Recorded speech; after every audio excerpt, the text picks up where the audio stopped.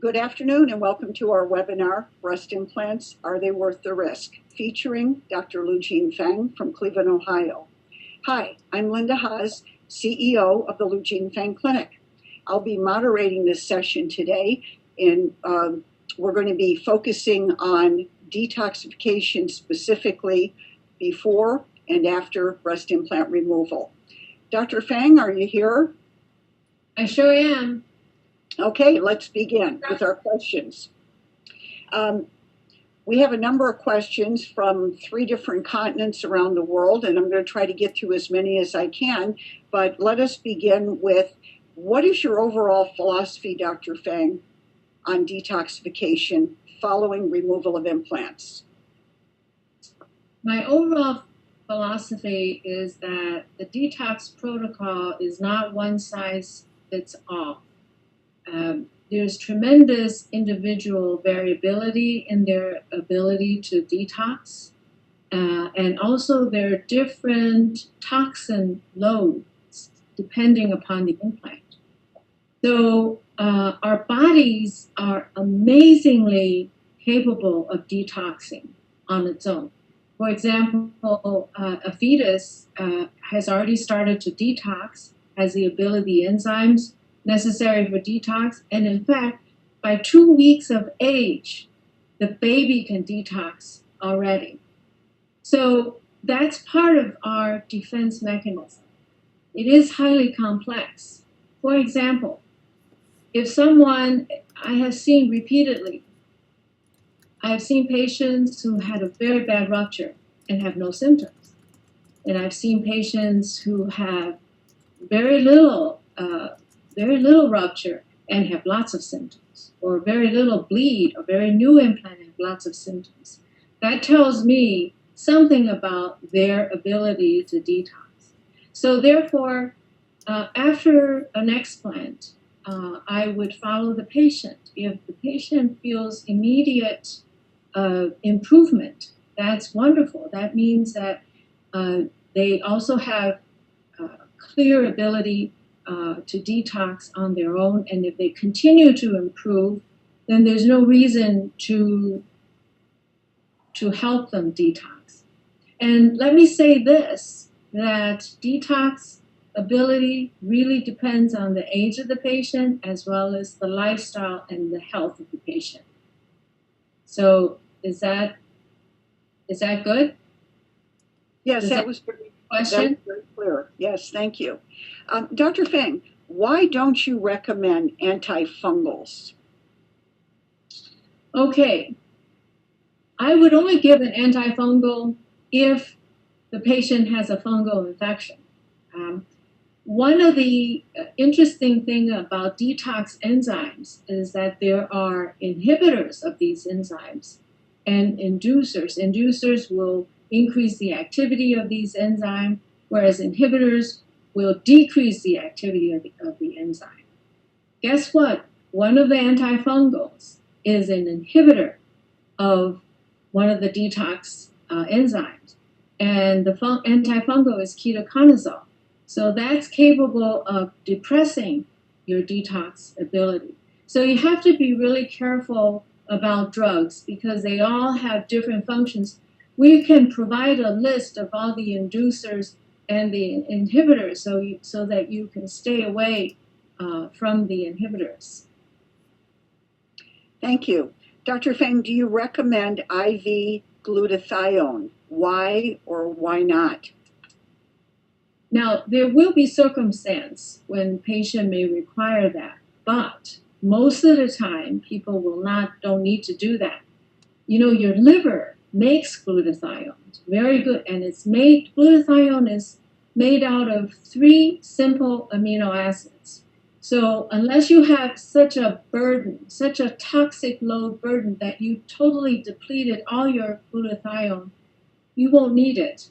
There's certainly other means, because the problem with glutathione is that if you give too much, you also can stop the liver from making glutathione. There's a negative feedback. So what you want to do, instead of trying to give it and therefore make the liver lazy, but is to allow the liver, protect the liver, and allow the liver to make glutathione. Thank you. Dr. Feng, I heard that you cannot go into a hot tub with implants because it heats up the implant and leaches toxins into the body. It's a very interesting question because depending upon the temperature of the hot tub, if it's a mild, if it's not too hot and promotes a fat sweat as opposed to a water sweat, you may be able to potentially detox. I would say that the temperature of the water probably affects your ability to detox, and that temperature, just body temperature, for some of these implants could increase bleed, silicone bleed, if it's a gel implant. But it is an interesting question. I think that the water should not be too hot. That's why, for example, the infrared sauna is excellent for detoxing from the fat stores, because that temperature is not as hot as a steam sauna. Can you talk about MTHFR and how does it affect detoxification? Okay, MTHFR is an enzyme that is used to methylate the folate vitamin in order for it to be utilized by the body. Now, many people can have a mutation of this enzyme that lead to a decrease in activity of these enzymes. So, if you, for example, have a mutation in 1298, which is the one of the mutation of MTHFR, if you just have one copy, you may only be reduced by 30%. If you have two copies, for example, two copies of 677, your reduction in enzyme activity is greater, perhaps up to 70%. Well, how does it impact? Well, this is on folate metabolism. How does it impact on detox? Well, they also donate methyl groups. This enzyme donate methyl group in the phase 2 reaction in the liver.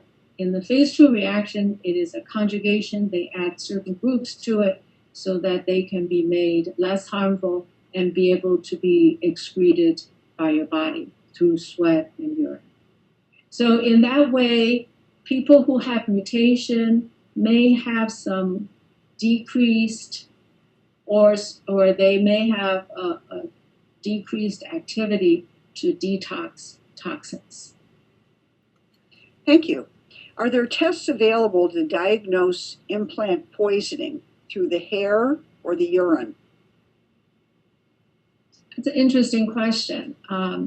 There are a number of heavy metals that are in implants. Aluminum is one of them, arsenic, maybe platinum. So hair analysis can certainly lead to diagnosis of different heavy metal abnormalities. So yes, you can. There is no antibody test. But because there is so much variety of heavy metals that are also in food, in the air we breathe, and what we are exposed to on our skin. So sometimes even if you have a heavy metal poison, or from our water system, sometimes you may have a increase in heavy metals, but where is it coming from?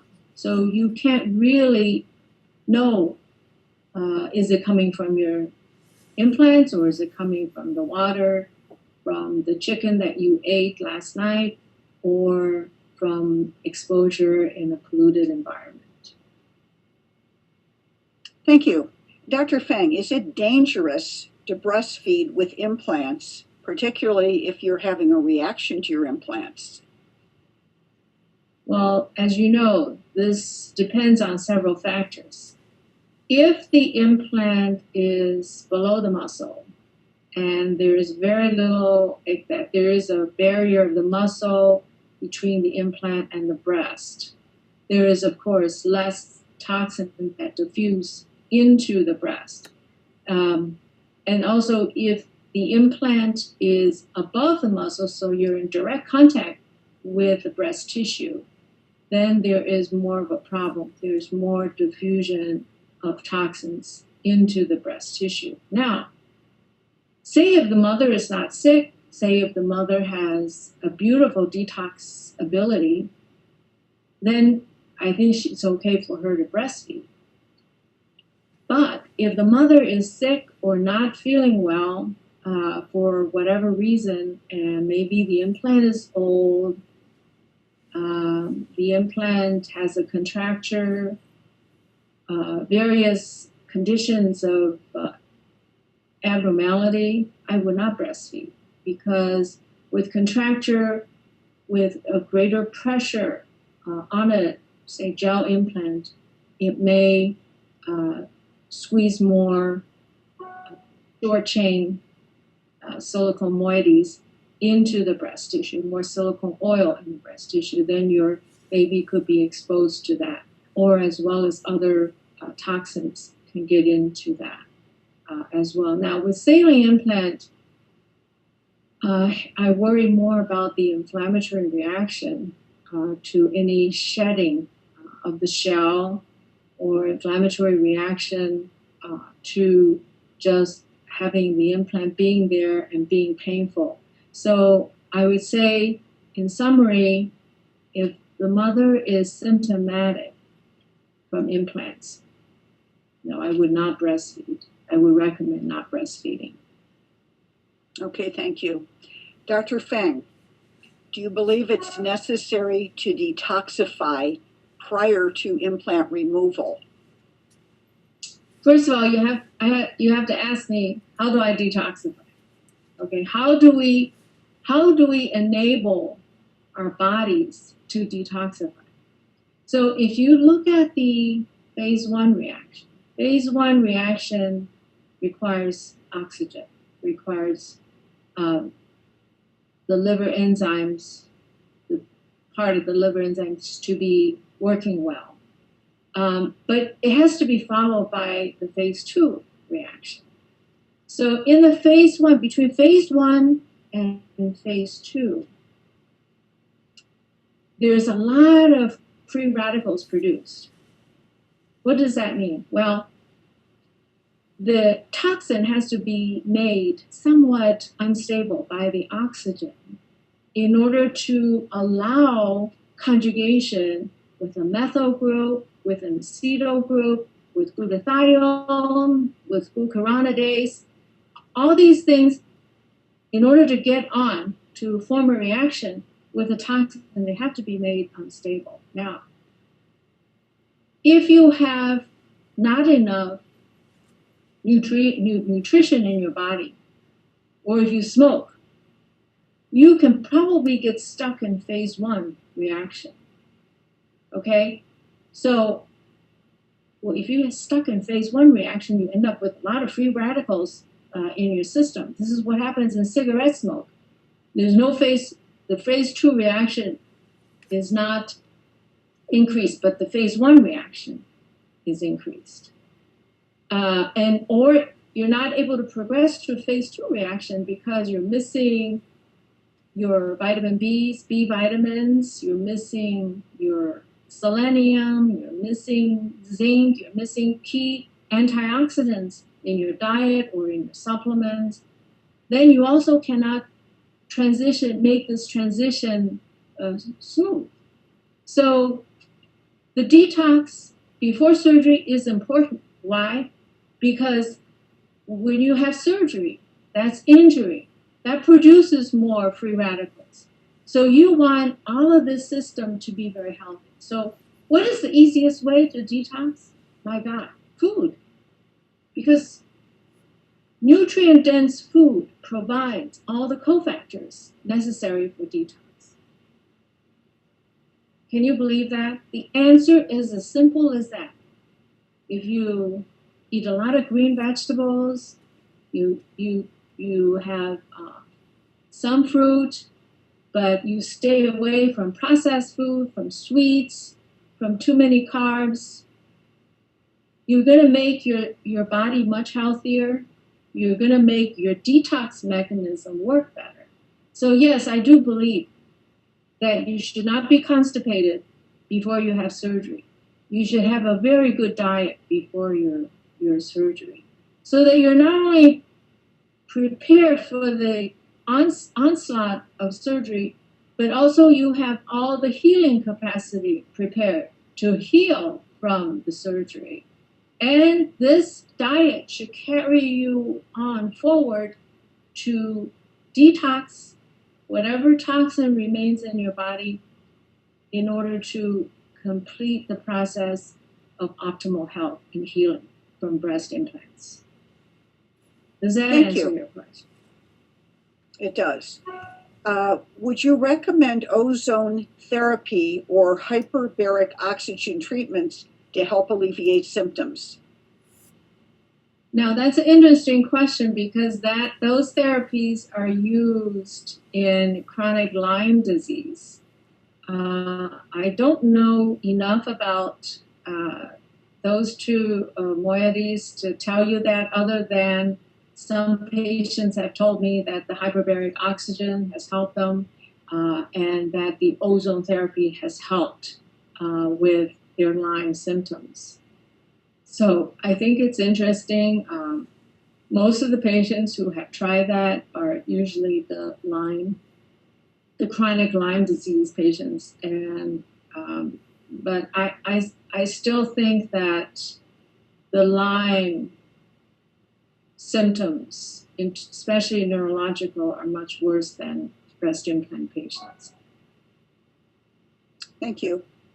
What are your thoughts about the ionic foot baths for detoxification purposes? I think that's a great idea, because ionic foot bath is another source of detox without using your liver or your GI tract. It will pull the heavy metals from your skin into the ionic foot bath. Now, the color of the bath does not mean the toxins are coming out. The color of the bath is the reaction of electricity and salt. The debris in the water probably will reflect the amount of heavy metals that can be extracted from your foot. In general, foot baths are good for you anyway, but if you have an ionic foot bath and if there is continued symptoms that are not resolved, I think ionic foot bath is a very good idea for heavy metal detox. Thank you, Dr. Feng. What are your thoughts on infrared sauna? I have some very positive thoughts about infrared sauna. In fact, we will be soon opening a healing and detox center on the second floor of our clinic, and it will have an infrared sauna. Now, what's interesting about infrared sauna is the temperature. The infrared creates what's called the temperature that leads to fat sweat. And as you know, the sweating from fat sweat, what that means is that it will draw out more toxins, meaning that the sweat that comes out of a fat sweat has more toxins, has more toxins than steam sweat. Steam sweat, the percentage of water is about 85%. In fat sweat, the percentage of water is more than 60 to 70%, and the rest of it is made out of heavy metals, some other toxins that could be present in sweat. So I think it's a great I think it's the reason we have it here is because it is a great detox method that doesn't have to utilize your food and your GI tract or your liver. So in people who are more compromised in terms of their gut, that would be that and ionic foot bath would be an excellent alternative way of detoxing. Can you address cryotherapy and how that might benefit someone who's having problems associated with implants? Yes. Now, cryotherapy is interesting. We're building that too as part of our healing and detox center. Cryotherapy is utilizing liquid nitrogen, the air from the liquid nitrogen to cool down your body. What's interesting is that it was really invented in Japan for treatment of rheumatoid arthritis. And how many times have you had knee pain or an injury and you put ice on it and it feels better? But in cryotherapy, they go one step beyond that. They think that the coldness and the rewarming actually shuts down the inflammatory reaction in that particular body part. And the rewarming brings more blood flow and more nutrients to the part that you're healing. So traditionally, currently, the people who use cryotherapy are generally athletes. Do you guys know who LeBron James is? Well, he has a cryotherapy tank in his house because after every basketball game, he goes in it. But it's also used for arthritis, for muscle pain, for any discomfort, and it's quite. I have some friends who use it, and it's quite miraculous because it makes the pain go away, and it generally is a non-Advil, non-Celebrex, non-NSAID, non-aspirin way of increasing inflammation. And as you know, inflammation is a lot of it is part of what implant illness is about. Thank you. Dr. Feng, can you detox with interstitial cystitis? Absolutely. Interstitial cystitis is just another manifestation of too much toxic burden on your body. And certainly the toxin, in order on its way out of the body, has to go through the bladder before it can be excreted. So here the bladder is affected. The inflammation, it causes inflammation in the bladder. And in the literature of people who have done well with curing interstitial cystitis have been people who follow a very strict diet, taking all the toxins out of diet, all the toxins out of the products that they use in the hair, in the skin, and just following an extremely clean lifestyle. So yes, and some of the interesting things I have heard from my patients is that when they have recovered from interstitial cystitis, it will recur when they're exposed to something that their body doesn't like. I have a patient who has interstitial cystitis symptoms when she gets a Botox injection.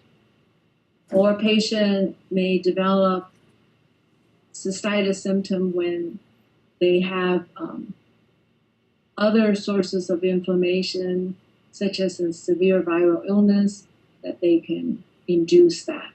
So I think it's just another manifestation of toxicity. And again, you have to just go back to the basics. Are we eating healthy enough? Are we taking nutrient-dense food? Are we eating enough things that are organic, clean, and whole foods and non-processed foods. I hope this helps. Thank you. Good explanation. Dr. Feng, do you detox from a ruptured implant differently than an intact implant? You do not detox differently. It really depends on the patient. If the patient, after removal of a ruptured implant, feels significantly improved, they don't need that much help. But if a patient who had an explant from intact implant is still not improved, we have to examine the situation more carefully and help them with specific detox supplements, and really help them to look at their diet, their lifestyle, their supplements. How are they supplemented? Do they have more pain than fatigue, or do they have more fatigue than pain? These are all different issues that I would have to consider before I prescribe any supplements that will help them detox. Which brings up the next question. What supplements do you recommend for detoxification? Say, if you look at the detox pathway, you can certainly, there's a very good article. I have it here. It's called Detoxification Enzyme Systems. And there is a figure 2, liver detoxification pathways and supportive nutrients. So you need these supportive nutrients for these detox mechanisms to occur. So you have to have a healthy liver. Alcohol destroys the liver. Alcohol compromises the liver. If you have a fatty liver, you have to reduce alcohol, you have to reduce the fats in your diet. And of course, if you have any kind of liver disease, that has to be treated in order to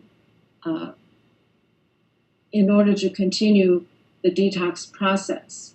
So the supportive nutrients is generally all the B vitamins, the A, the C, the E, and a number of the minerals, magnesium, calcium, selenium, zinc, and of course, all the flavonoids, the anthocyanins from the vegetable family. So all of these antioxidants plus supportive nutrients will enable somebody to detox better. Now, if the patient has a lot of pain, I would work with 2 other supplements, and that is your omega-3 and your curcumin or turmeric.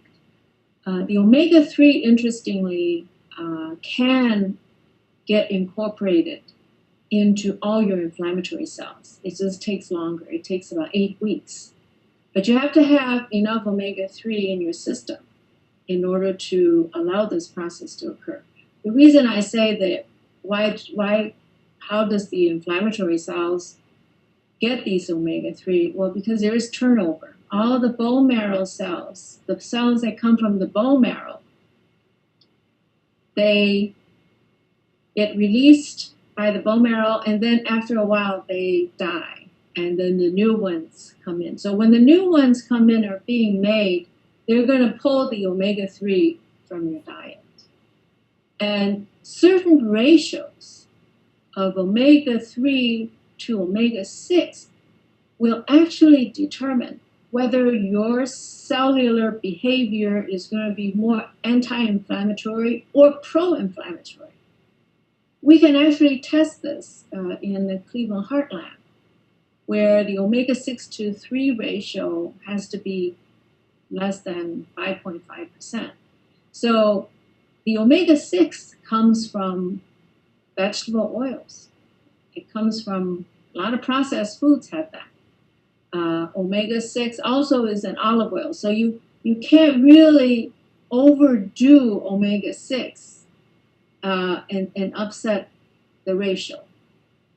Now, turmeric is very interesting also because turmeric can actually change gene expression of inflammation and cancer.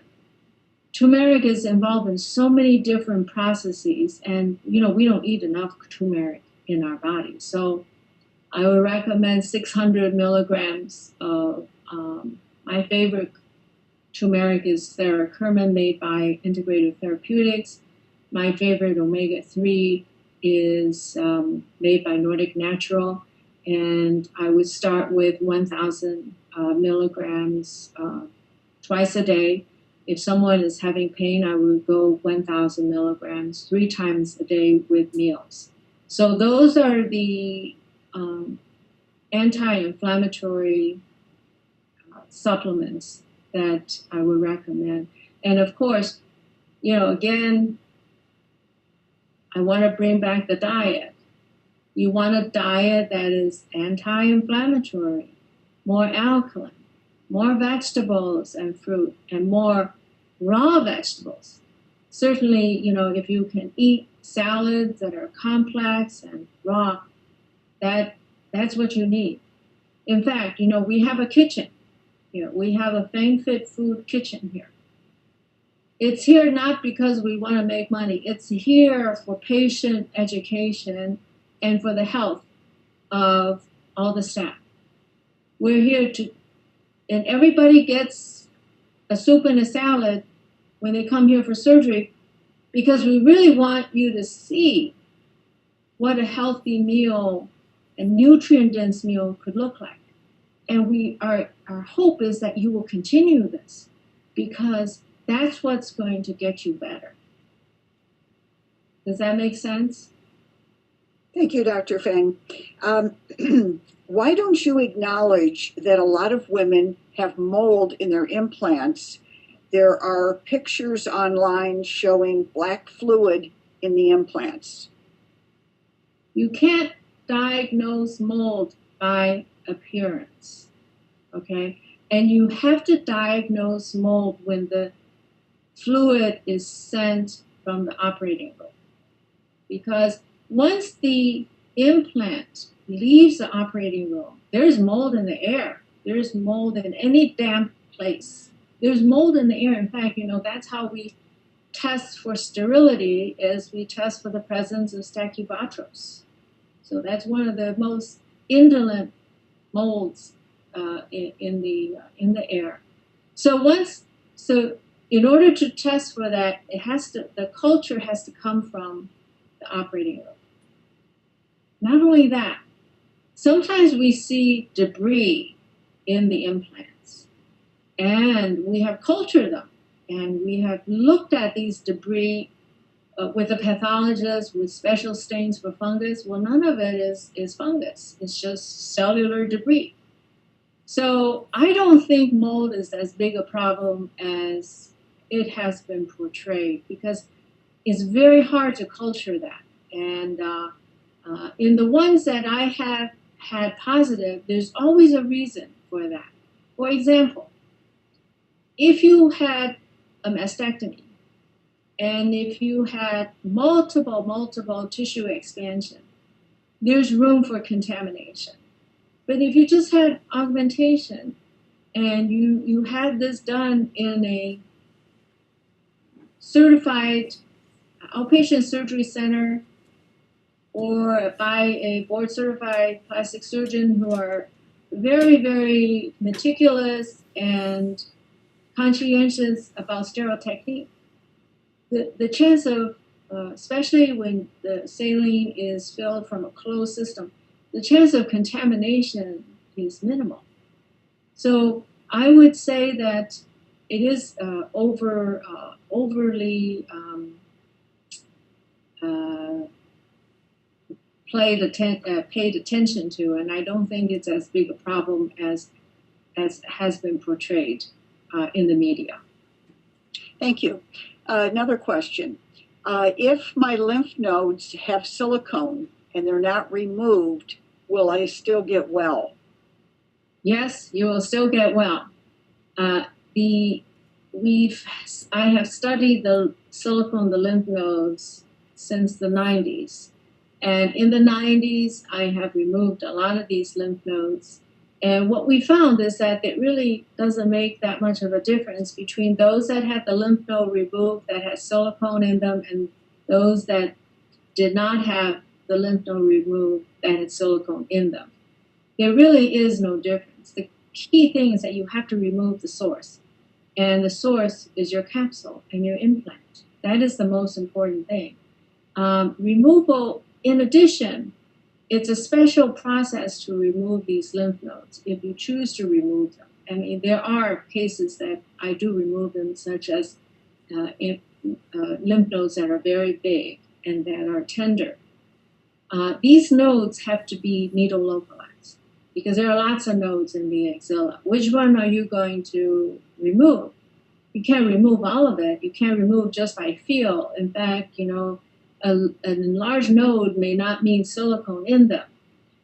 Enlarged node may be just totally reactive, and that's a normal response to infection or to foreign body reaction. So it's not, you need to be, whoever that removes nodes needs to be very specific and have a certain criteria such as pain and tenderness in order to proceed with it. And I do think the needle localization is necessary. Thank you. Dr. Feng, this looks like it'll be the last question. If we had the implants and capsules removed, but we still have not gotten better, what do you recommend? I would recommend communicating with your surgeon, with me, and we can look at what symptoms still remain and what can we do to better the situation. Again, I would look at supplements, look at your diet, look at your lifestyle, your hormones, because we didn't talk about that, but there are hormones. Some people are not optimized in terms of their hormones. If you have a low thyroid condition, it will impede your healing because you will still be fatigued and you will still be in pain. Those are the two things that thyroid hormone can help. If you have brain fog because you don't have enough estrogen and testosterone within you, that can, or DHEA, that can also affect your brain function, your fatigue level, and inflammation. If you have still has difficulty sleeping, and you could be due to lack of progesterone in the first phase of premenopausal women, or anxiety, then the progesterone may be helpful. I know this first time I mentioned hormones, but again, food, diet, exercise, supplements, and hormones. These are all the tools that we can use and really require some analysis to figure out why you're not better. Thank you, Dr. Feng. I'll ask you one more question since we have a minute or two left. Should I correct my low thyroid before attempting to detoxify? Yes, you should correct your low thyroid. The thyroid is interesting because it depends on what criteria you use to define low thyroid. If all you're using is TSH, then you could miss a lot of people who are really hypothyroid but considered normal. Okay, now TSH is produced by the pituitary in response to the thyroid hormone around the pituitary, Now, your thyroid hormone is acting in the rest of your body, so it doesn't necessarily reflect what's going on in the rest of your body. I think there's a number of patients who could benefit from thyroid replacement, even with a normal TSH and normal T4. That group is going to be the people with low T3 or people with high reverse T3 and low T3. The T3 is your active hormone. Most doctors don't look at the T3 level because they assume that your body can make it. Well, not everybody can make it. As you get older, and some women don't make enough of that enzyme to convert T4 to T3. So they're actually technically hypothyroid, especially when they have symptoms of hypothyroidism. It also affects your response to surgery. If you're low thyroid, it's harder to recover from any surgery because you will be more tired. Your body cannot generate, your energy production comes from thyroid. You need that thyroid to drive the mitochondria. So it's very important to correct low thyroid condition prior to surgery. Well, thank you, Dr. Feng. I think that's all the time for today. I'd like to thank all the participants for joining us today, and I hope you found this webinar to be very informative. Please check our website periodically under webinars to see what the next topic will be, and hope to see you again. Thank you very much.